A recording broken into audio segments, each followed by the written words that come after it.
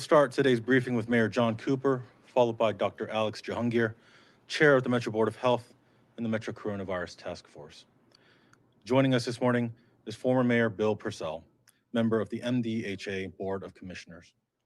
Jim Harbison, Executive Director of the MDHA, Director Chief William Swan of the Office of Emergency Management and Nashville Fire Department, and Dr. Michael Caldwell from the Metro Public Health Department are here to help answer your questions.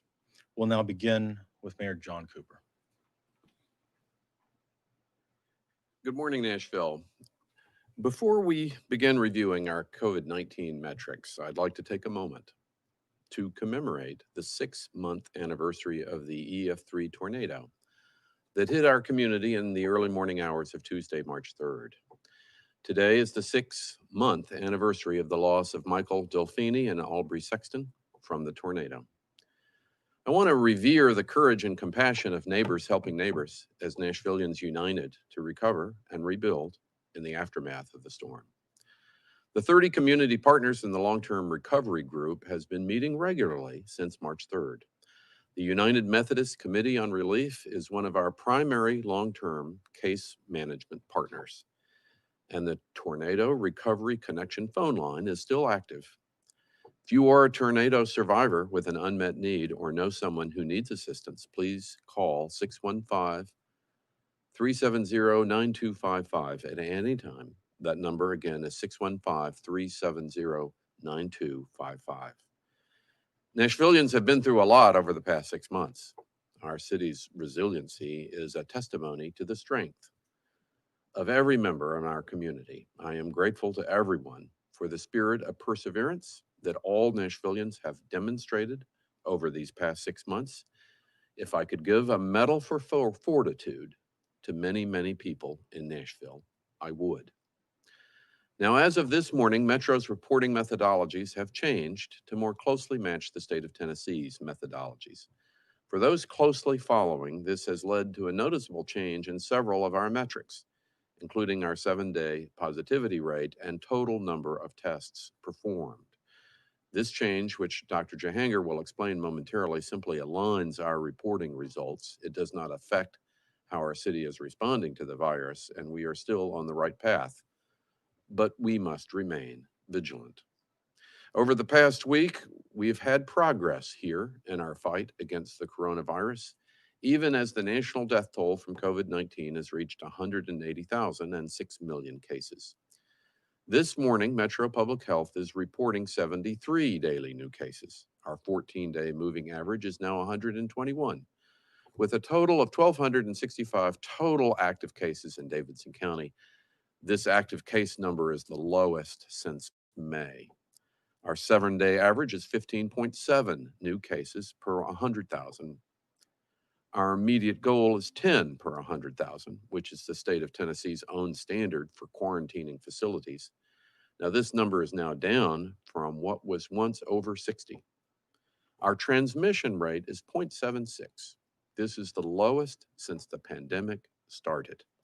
Nashville's 7-day positivity rate is 6.6%, well under 10%, which is our goal for this particular metric.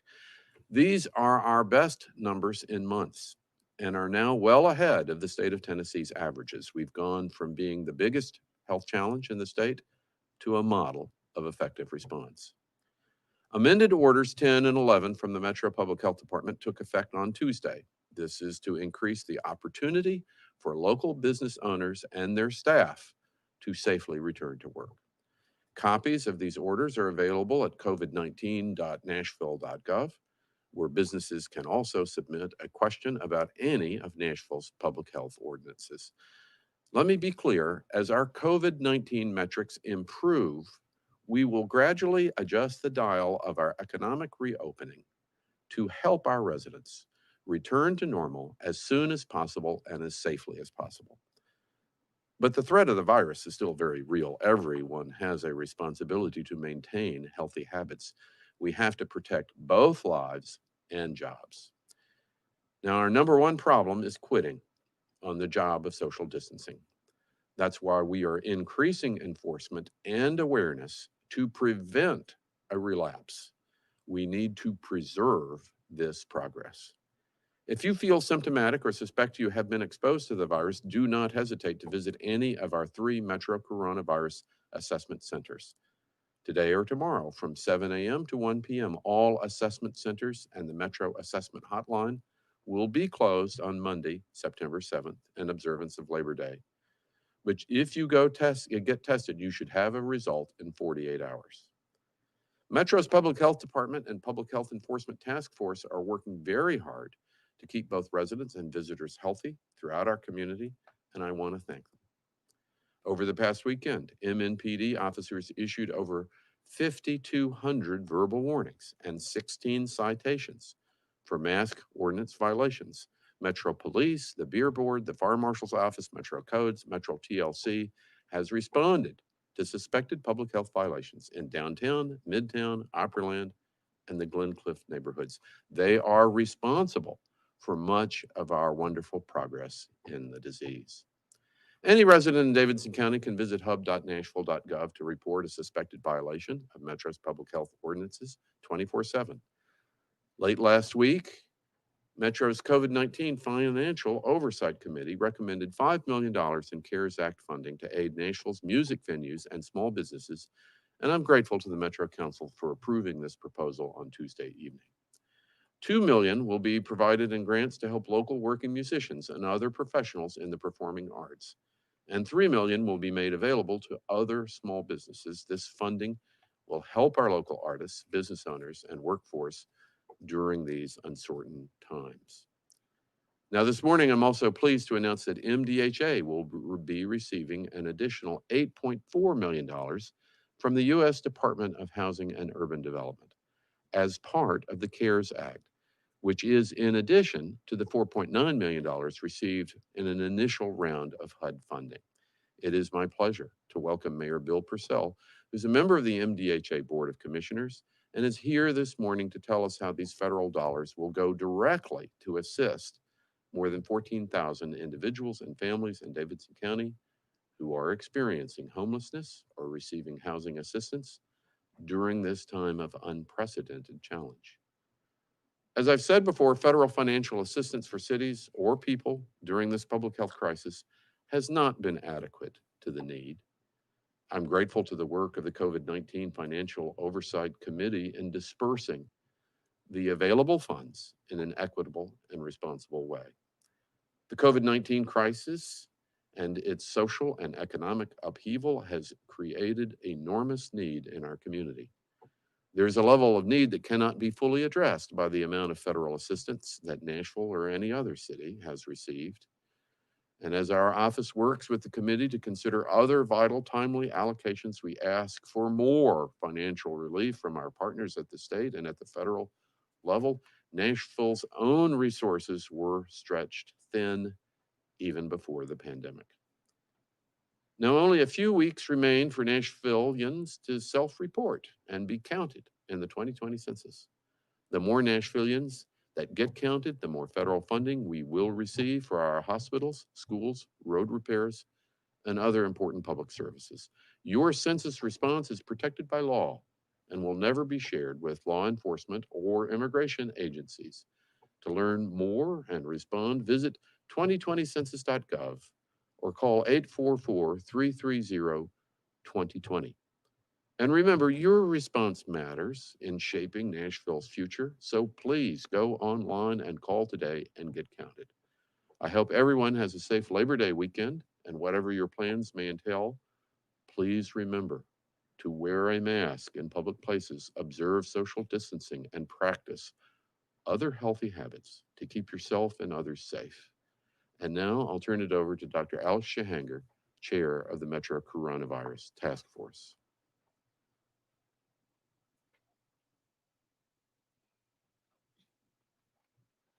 Thank you, Mayor Cooper, and good morning, Nashville. Here's some additional information on this virus in our county. This morning, the doubling rate of the virus is 150 days, meaning that it takes that many days for the confirmed cases to double.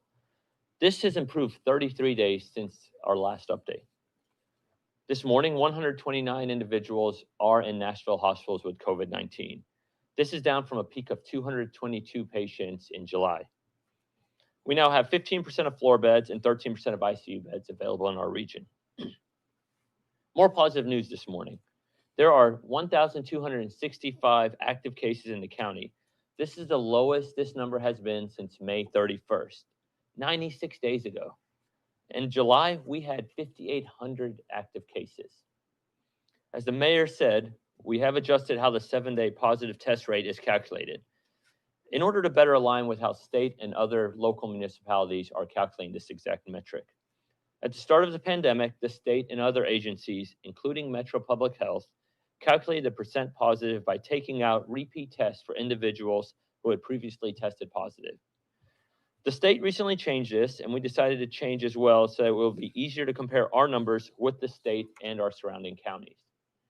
Now, the total number of positive tests will be divided by the total number of tests administered, period. This change will allow us to get a better sense of how testing is going in our community. We've been running both formulas over this past week, and the updated formula, like the old formula, continues to show that the virus is slowing in our city and that the trends are in the same way, and this is what's most important. We said one of the reasons that we changed this was to allow us to compare our numbers with the state and surrounding counties using the same formula. This morning, our 7-day positive rate is at 6.6%. This is lower than the state and lower than all of our surrounding counties. Now, as we go into the holiday weekend, we must remain vigilant and continue to do what we have been doing to fight this virus. If you go out, please wear a mask. Don't gather in large groups and keep your distance from others. Now, as a reminder, we did see a spike after Memorial Day and after the 4th of July holiday. We have made significant progress over the past several weeks, so please, let's not lose the momentum that we have gained over this holiday. If we continue to fight this virus, the metrics will continue to improve and we'll continue to open up our city. So this Labor Day, please do your part to fight this virus. Now, also a reminder about Monday, which is the Labor Day holiday. The community assessment centers and information hotline will be closed on Monday, but they'll open up again on Tuesday. The assessment centers are open today until 1 p.m. and open tomorrow, also from 7 a.m. to 1 p.m. Kind of a neat fact is I suspect by the end of this week, we will have tested over 100,000 times in our community assessment centers. 100,000 times in 6 months. Free test for our community. The information hotline is open also till 7 p.m. Today, tomorrow, and over the weekend.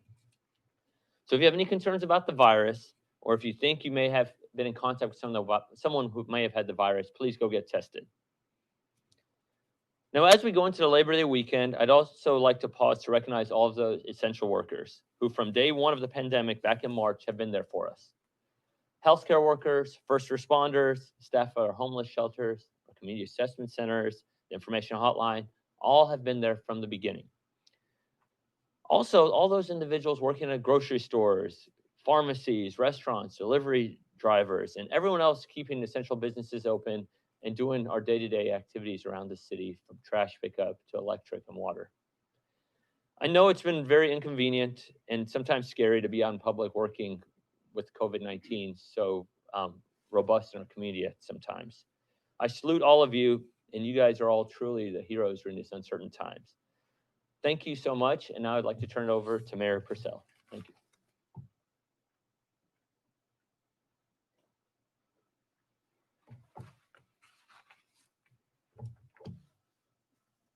Well, thank you, Dr. Jahangir, and also to Mayor John Cooper for the privilege of being a part of this press conference today.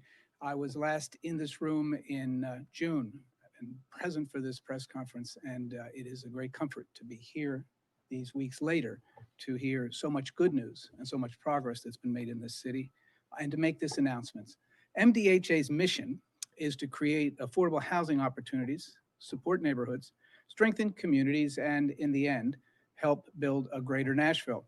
During this unprecedented time in our world, while many of our neighbors are struggling to make ends meet due to the COVID-19 pandemic, there is no greater moment for MDHA and Nashville to support and strengthen our neighborhoods. Thanks to the funding that we've received from the U.S. Department of Housing and Urban Development as authorized by the Coronavirus Aid, Relief, and Economic Security Act. That's the full name for what we know as the CARES Act. MDHA, in partnership with the mayor's office, will be able to provide assistance, help, to approximately 14,400 of our most vulnerable Nashvillians. These CARES Act funds are to be used to prevent, prepare for, and respond to the coronavirus, COVID-19 pandemic, by assisting individuals and families experiencing homelessness or receiving homeless assistance, and to support additional homeless assistance and homelessness prevention activities to mitigate the impacts of COVID-19.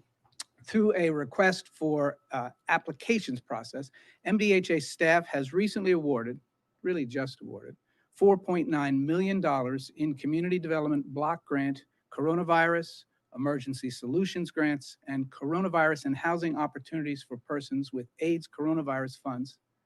Those are the buckets of funds that we've received here for this purpose. And all of them are used to move more than, to provide assistance to more than 20 local nonprofit and social service agencies. The $4.9 million will support these nonprofits and agencies in supporting those more than 14,000 low to moderate income and vulnerable households, all impacted by COVID-19. And this will be done by administering emergency rent, mortgage assistance, and other housing assistance programs, providing services for homeless populations, and offering expanded support to persons with AIDS. To the more than 20 nonprofits who received this CARES Act funding, thank you for your commitment to support Nashvillians in need. And thanks to Mayor John Cooper for leading our city in a way which allowed us to receive and distribute these funds. The mayor makes the difference. I'm pleased to announce as well that MDHA will soon receive an additional $8.4 million in emergency solutions grants coronavirus funding, again from the U.S. Department of Housing and Urban Development, which will bring Nashville-Davidson County's total CARES Act funding to $13.3 million. After close consultation with the mayor's office, the continuum of care stakeholders, and officials from the U.S. Department of Housing and Urban Development, this second round of what's called ESG-CV funding will be awarded again to nonprofit and local government agencies to provide rapid rehousing for approximately 400 individuals and families, all experiencing homelessness. On behalf of the MDHA board and staff, we thank the U.S. Department of Housing and Urban Development for awarding the city of Nashville these funds. Again, we'd also like to thank Mayor Cooper and his staff for their partnership, their leadership, as well as the important work of the continuum of care stakeholders for their input. So how can you help in this process now? MDHA is now accepting applications for this second round of CARES Act funding. Again, approximately $8.4 million. If you or someone you know works for a nonprofit or a local government agency, please reach out to them and make them aware of this opportunity to help our neighbors in need. Applicants may access the request for applications on MDHA's website. That website should be easily accessed through any of your search engines, but the actual site is www.nashville-mdha.org. www.nashville-mdha.org. All of the applications must be created and submitted electronically by September 18th. This is a very fast process. And the notion here is that these funds are needed now. This help is needed now. So we need your help now to make sure those applications are submitted. As you know so well, and the mayor makes clear from this podium and all across this city week after week, these are challenging times in our world and our city. But with your help and the help of many of our partners who have been working diligently these last few weeks and months, we believe that together we can set a foundation through these funds and all that they will do that will not only provide assistance to those approximately 14,400 Nashvillians impacted by COVID-19, but also have a considerable positive impact in our great city to build upon in all the months and years to come. Thank you, Mayor. Thank you, Nashville.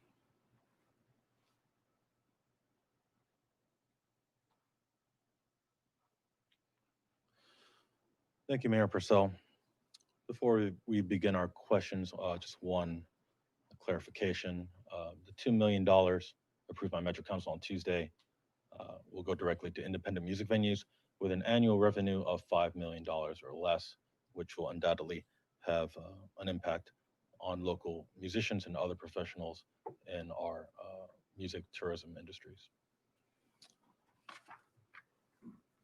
We'll start with Stacy Case at Fox 17. Thank you. My question is for Dr. Jahanger.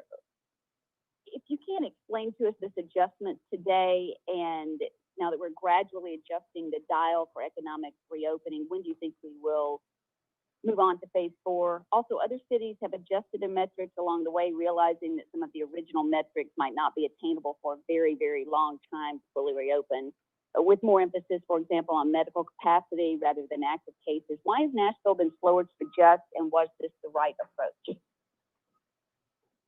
Thank you. Dr. Jungir?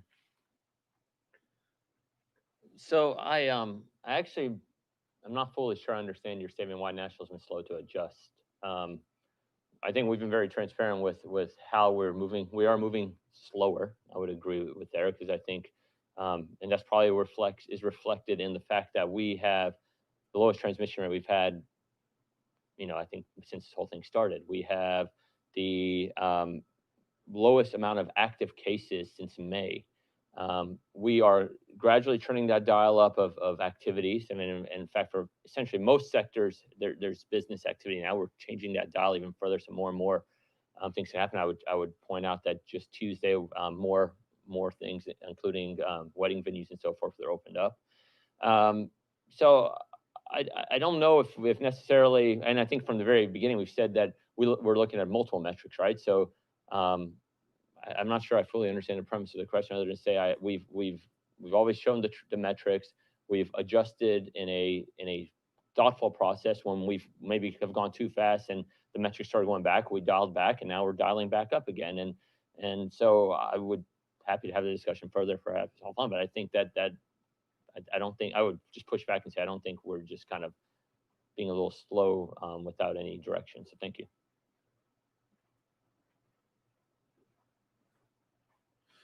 Ian Jung at the Tennessean.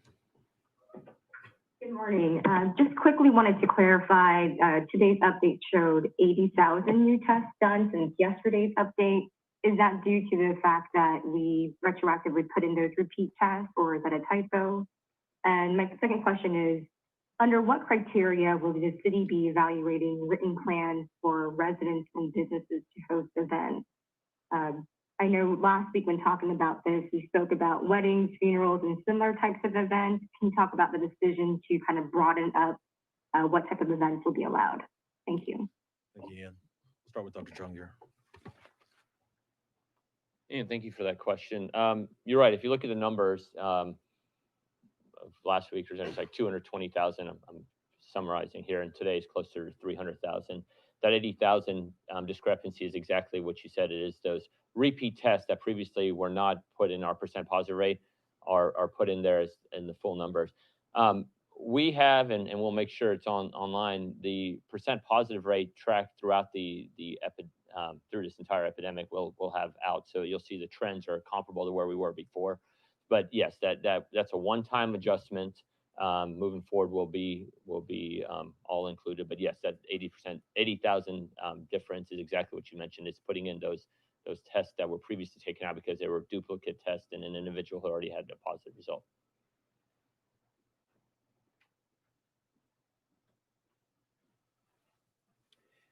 Good morning. Anybody, any business that wants to submit a written plan for having any gathering over 25 can do so at the following email address, directorofhealth@nashville.gov.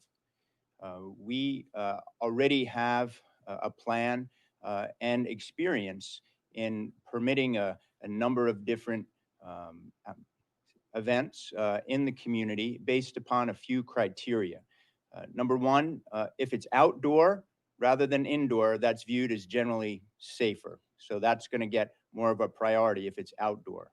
Number two, if face masks are required and to be worn and enforced at all times, that is also going to take a higher priority. Even if you are social distancing, if you're bringing people together. Number three, that social distancing is practiced and enforced. And number four, that there be no alcohol or very limited alcohol. These four criteria are what I call the fearsome four. Indoor, no face mask, no social distancing, and alcohol. So if we get to the opposite of that, they're going to be much more highly rated. So we very much look forward to trying to work with every specific venue, every specific community group that wants to do anything over 25 up to 125. And once we get a sense that they are really practicing well, then we'll work with them event by event, but also facility by facility. Each one is taken on a case-by-case basis, and we're really looking forward to working specifically with all of you. Brett Kelman at the Tennessean, you're on the air. Hi, good morning, everyone. One more question about the nuance of the changes in test reporting today. It sounds like the vast majority of the 79,000 new tests reported today are old tests that are now being reported for the first time. Can you provide us with the number of truly new tests that would be reported today? So that reporters like myself, which are attempting to track this on our own, can keep our numbers up to date. Some amount of those 79,000 tests must be truly new, and it would be helpful to have that number. Thanks, Brett. Dr. Jungier.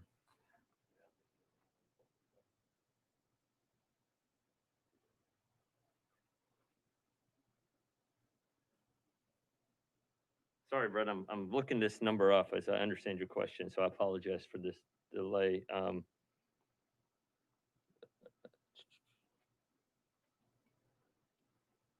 apologize, Brett. Brett, let me get that back to you, but I'll make sure to get that answer to you very soon. Sorry, I'm just trying to do it on the run here. I'll get it for you.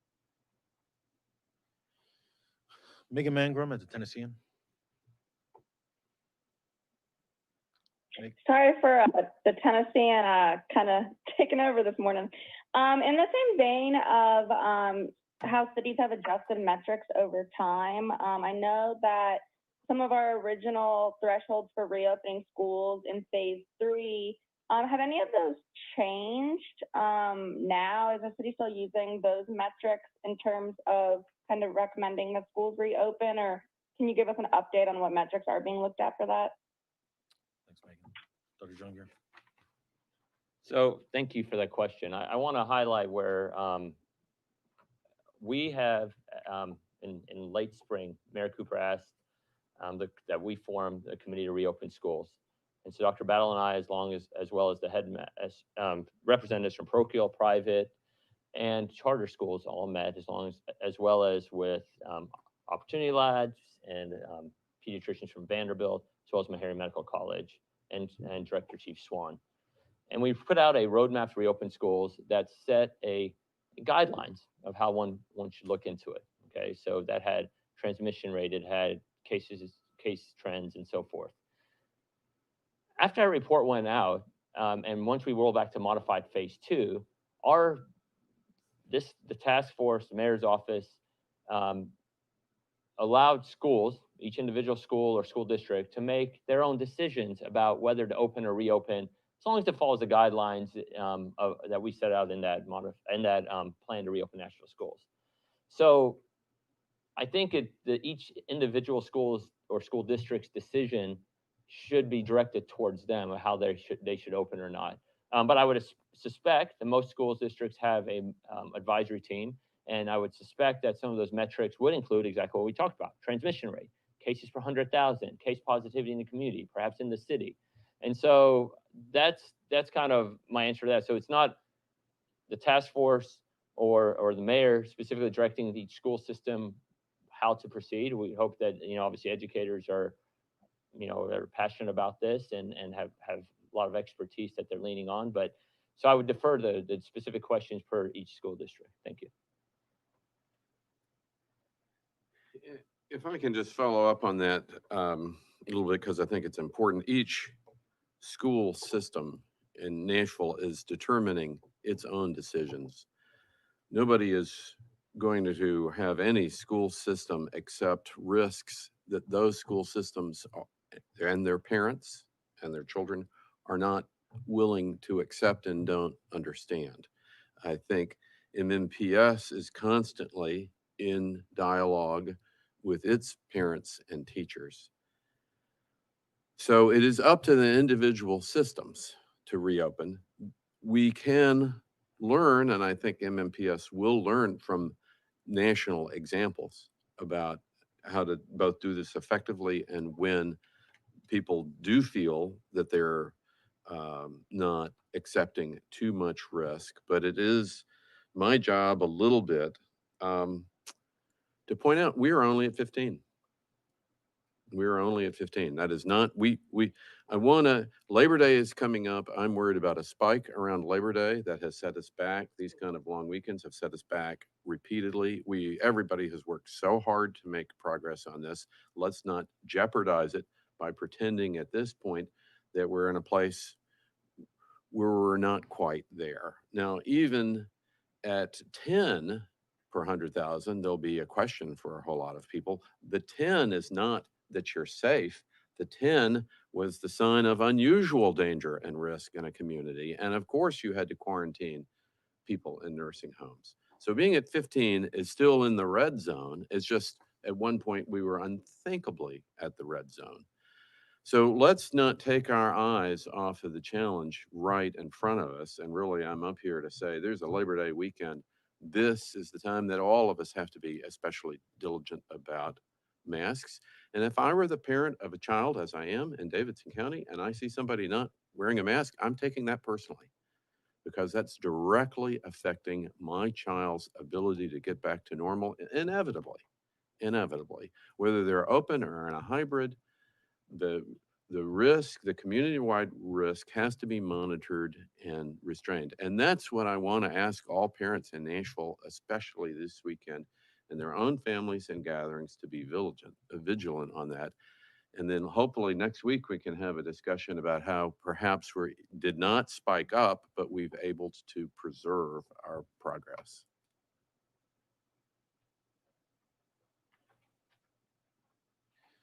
Harriet Wallace at Fox 17. Yes. Hi, good morning. Just a couple of questions. One, FEMA has announced that they will be discontinuing providing funding for masks, really more on the state and local level. With such an emphasis on masks and the need for them, this is for either Mayor or Dr. Jahanger, your thoughts about our capacity to continue to provide masks to our schools, to our essential businesses, any concern moving ahead or any plans, any areas where we're pivoting to accommodate for that loss in funding.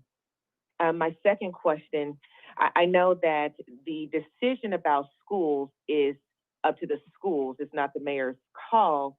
However, the health department has made some recommendations.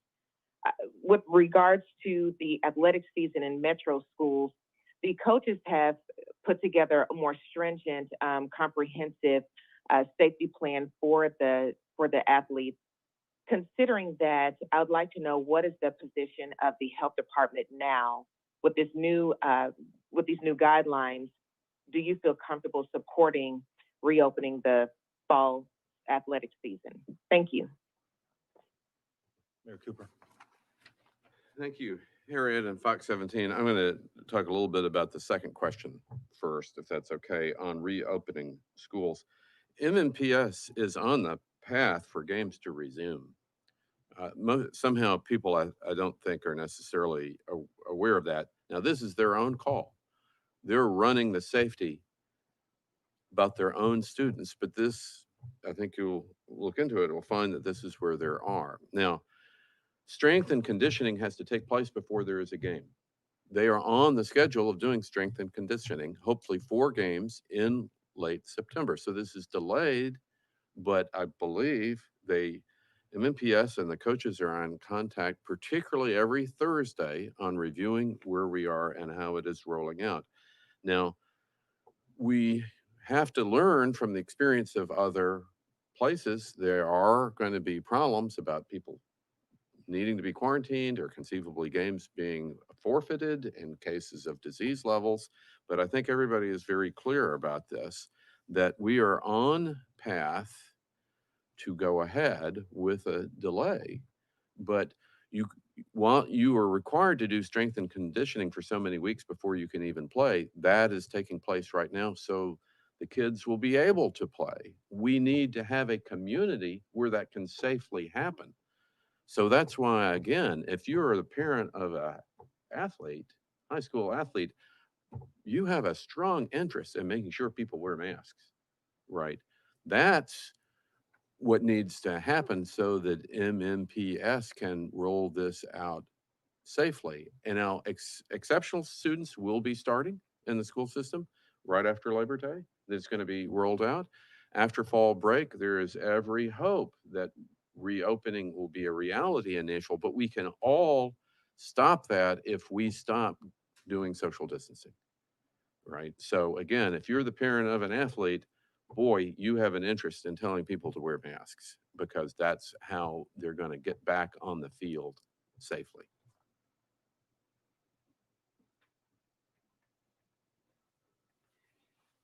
The Department of Health in Nashville is committed to continuing to get masks and continue to give out masks. We partnered with the Parks Department, all of our community health center, the community centers in the parks.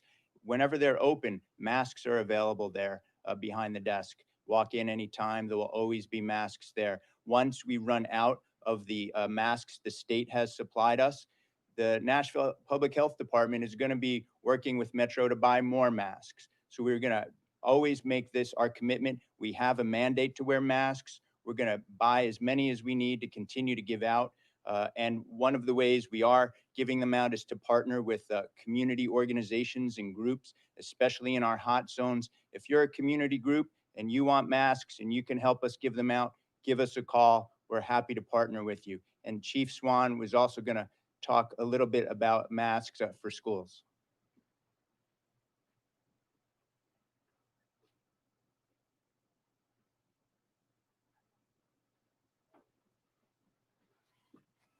Hey, good morning. So let me just concur what was just said earlier. One of the things that we did early in this process was make sure that all the orders that were needed or the schools felt like they needed was done through the Office of Emergency Management, through the state. And we know Governor Lee actually committed to make sure that all students and anyone in schools that needed masks would be given masks. So again, we feel very confident in this area. Again, we plan prior before anticipating this event that will be taking place right now with making sure every student and faculty, staff would have masks. Thank you. Harriet, I believe you have one more question for Dr. Jahangir. Yes. Could you please share your opinion about the proposed coronavirus vaccine? Your thoughts about it, your level of comfortability, and will we see this administered here in the Nashville area? Thank you. Harry, thanks so much for that question.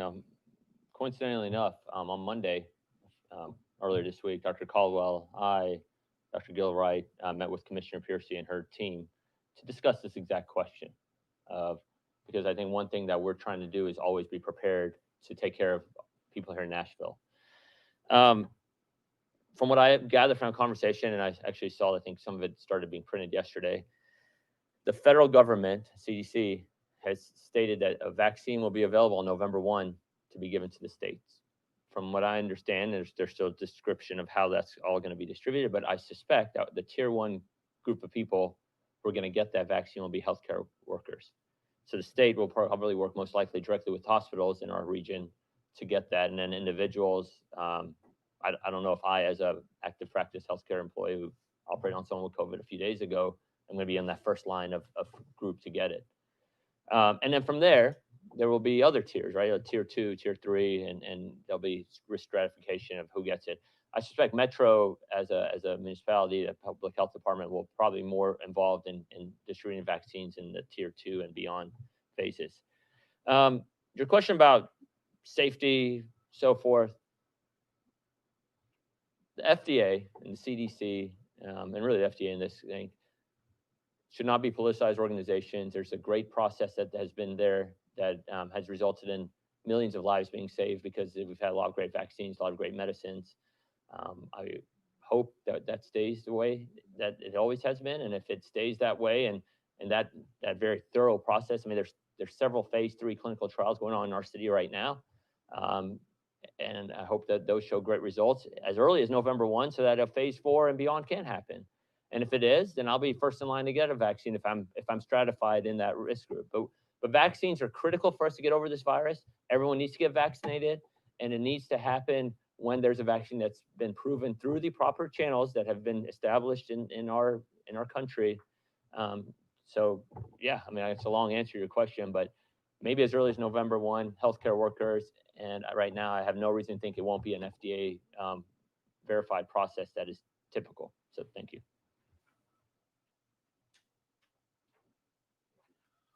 Our last question today is from Blake Farmer, WPLN. Blake?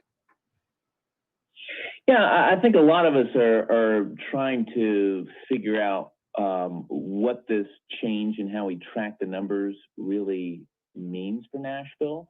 But I guess a big one is, would different decisions have been made had we been tracking all of the cases the way the state does over time?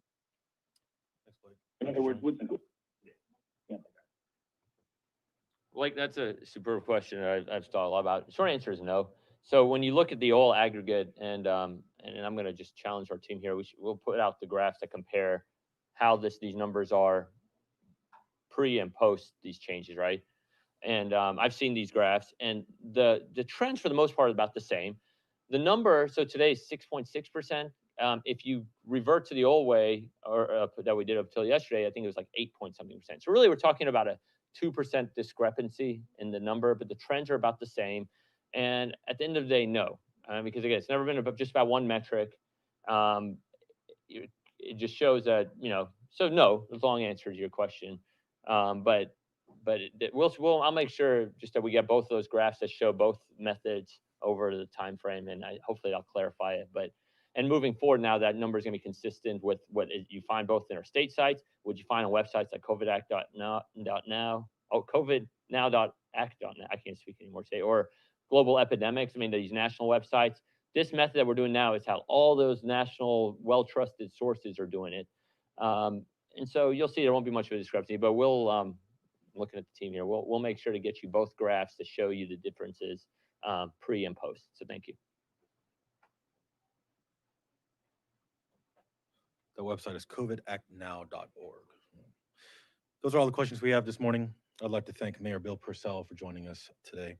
As always, we're grateful to Amy Lankheit and our partners at Bridges for the Deaf and Hard of Hearing for providing ASL translation at these press briefings. 3,143 is the number of new tests, according to Dr. Jahangir. That's answering an earlier question. The next Metro COVID-19 press briefing will air on Thursday, September 10th at 9:30 a.m. Thank you for joining us, and have a safe Labor Day weekend. This concludes today's briefing.